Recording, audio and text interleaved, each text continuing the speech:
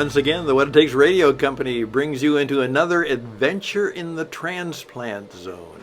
And today, something very special. The security lady at the hospital thought that the transplant zone idea was wonderful. And she was wonderful too. And here's the story. Greetings once again, ladies and gentlemen and friends of the transplant zone, as we are continuing to monitor not only you, we want you to be in touch with us. And our host, Gary, is continuing his time in the hospital. And like he says, he has to be there. And when the day of the procedure, I love when they use that word, we used to call it a major surgery. He'll have probably no more than 3 to 4, maybe 6 hours notice, and then he has to be there. And as I was pointing out, because I had a chance to meet his long, faithful and helpful wife, Tanya, just the other day, and in effect, she's pressing on, and we agreed that this is one of the few surgeries which really is today a matter of life and death. Yeah, this is a surgery where that's the primary issue. And that's not true of most of our surgeries. Obviously, there are many that are very important, but the surgery itself may help, and of course will help, but hardly is it the issue of life and death. But a transplant zone of procedure is that indeed. And she is faithful, carrying on the service of a faithful and wonderful spouse for Gary. And this has been a long time. As Gary points out, his first heart attack, which was the start of many episodes and many near-death, maybe real death experiences and coming back, that's been about 25 years. And also, we had the opportunity to meet some of the staff there, and I am incredibly impressed. Most of them are fairly young people and very, very competent, and they move. When the alarms go off, they don't walk to the room, they run to the room. And so many of them have been very, very kind and gracious, and they like Gary because he is a wonderful patient and he appreciates them and lets them know about that.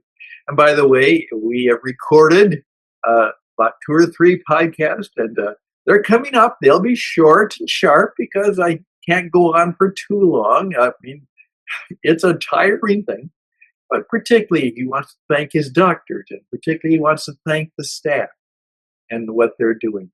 And then I also had, and this is what I wanted to share primarily today with you, was another one of the staff members. This is what happened. To go through hospital day, and particularly a major hospital like Duke University Hospital, you come in, you just don't walk in and go to the room. You have to go through security, and you have to have identification, and you have to be checked in before you can go. And so here I am with my wife, Karen, and she wants to visit Gary. She's seen the programs on television, and she said, I want to meet Gary. And so she's along with me to help. And we're going to do the podcast, which that means I'm carrying a bag full of camera equipment, and then a large metal tripod to hold my video camera and all of the things that will go into it.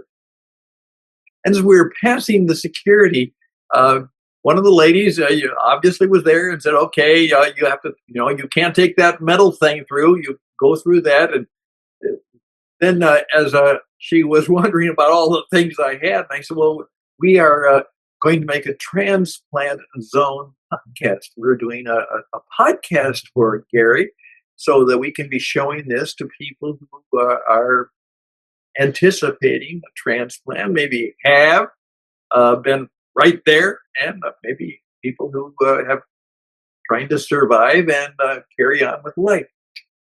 And she, wonderful woman, she just said, that's incredible. That's incredible. How neat a thing is that?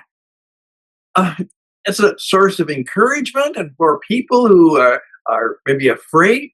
And she just went on and she went even more out of her way to make sure that I could go through security and that I could get all of my stuff through. And she then introduced me to some other people there and said, "This man is going to help do a podcast for some of our patients that are in the transplant zone." And she just wished me all the best, and in her God-given style, gave me good blessings. That says something. You say, "Stan, that says a lot of things." You're right. And that says something about the people, the service, and the work we're trying to do. You know, it used to be many, many years ago, because I remember it as a small child, when a friend of our family, a dear friend, came back from the Mayo Clinic, and I must have been about 7 years at that time. And it was a very sad coming home as he came all the way back from uh, Rochester, Minnesota, to where we were way out in the kind of boonies of North Dakota, where we were living at that time. And almost the whole community came out to visit as he came back, because it was told that Alvin, who was a total wonderful leader of this little community, Alvin had cancer. And that meant that Alvin was going to die. He was going to die soon, sooner or later, but sooner. He was going to, because cancer was a killer. There was no way really of doing anything about it. Well, today, of course, cancer is not a killer. Look at all the progress that has been made, that people even made. I'm now, 5 years cancer free. And before the surgery and the procedure, I would have been dead by now.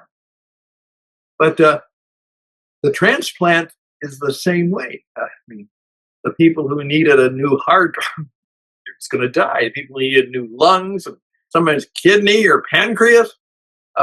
But now, the extension of life and the quality of life due to the transplant people and the possibilities that are there are something to celebrate. Thank God for it. And to particularly thank the scientists and doctors and medical professionals who made this wonderful procedure. So that's it for this Tuesday. Just wanted you to let you hear the story that I was able to experience, and thoughts and prayers for you. And if you're getting ready for the transplant zone in it, or you're concerned, this is for you. And we're hoping that you'll be on the program sometime and help participate.